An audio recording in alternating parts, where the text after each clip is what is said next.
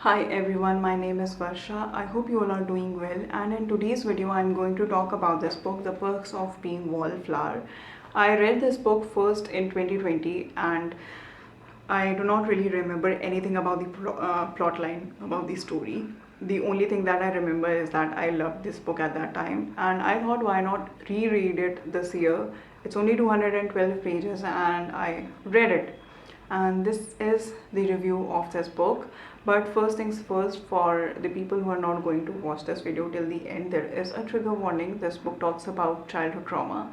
This book talks about domestic abuse, physical abuse, sexual abuse, and suicide.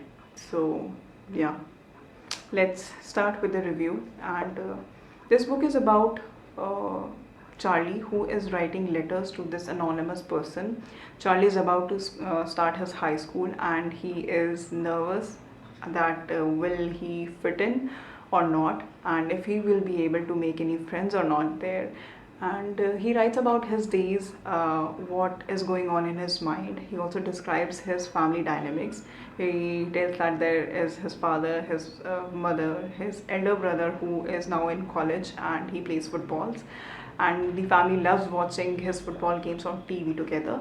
There is his elder sister whom he thinks that she doesn't really love him, but as the story progresses we see that she really loves him and he acknowledges that love. There is also this thing that he describes, that there is nothing like hugging each other in his family except his aunt Helen, who used to live with his family before she died in a car accident.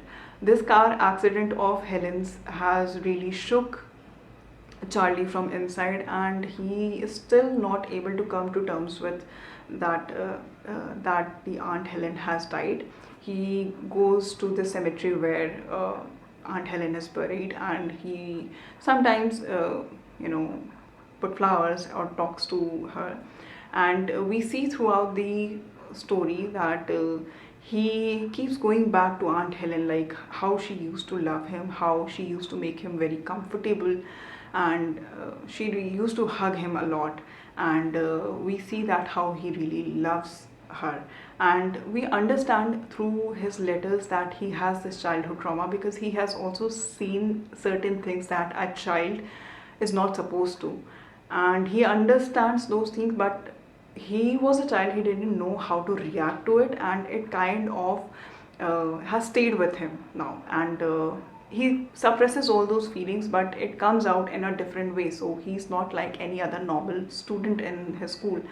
And he makes friends there. He meets Patrick and Sam, who are 2 years senior to him, and they understand that after some time, they when they spend some time with him, they understand that he's not like any other student there, and he's special. And the whole story is where we see the whatever they do together, the fun they do, the crushes happening, the relationships, the breakup, and all those sort of things that we went through when we were teenagers. So anyone who is not even a teenager, who is an adult like me, will also find this novel to be relatable because we all have been through it. Not most of it, but some of it we have done, we have been through it. So I think we will also relate to this book a lot.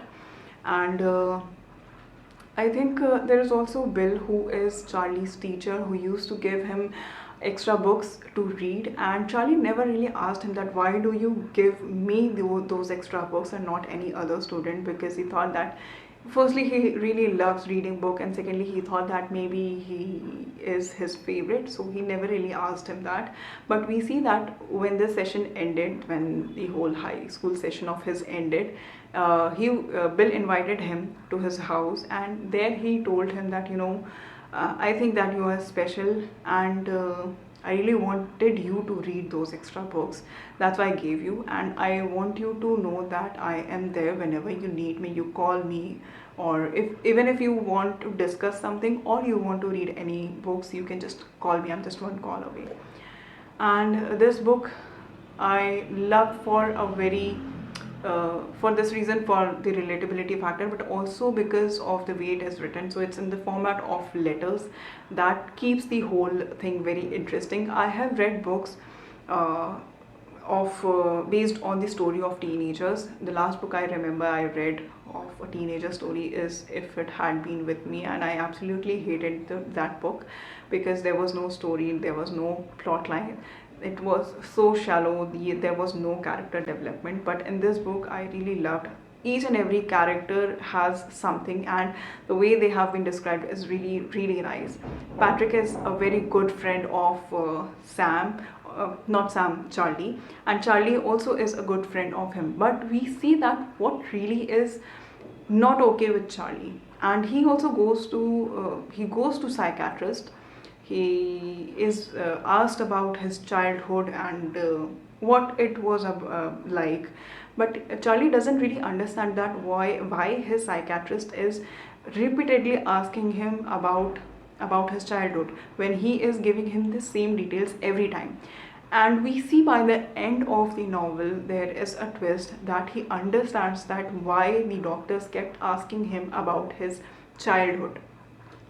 And it all makes sense that why he is not like any other child out there. So I absolutely loved this one. I am not going to spoil the ending for you. I think you should read this one, and I don't think you will see this coming. So uh, I think you should read and find out yourself. So this is Charlie, this is Sam, and this is Patrick. And yeah, read this book. If you do not want to read this book, there is also a movie based on this title, The Perks of Being a Wallflower, with the same name. But I think you should read the book because I have not seen the movie, but I do know that there is a poem in this book that Charlie dedicated uh, to Patrick.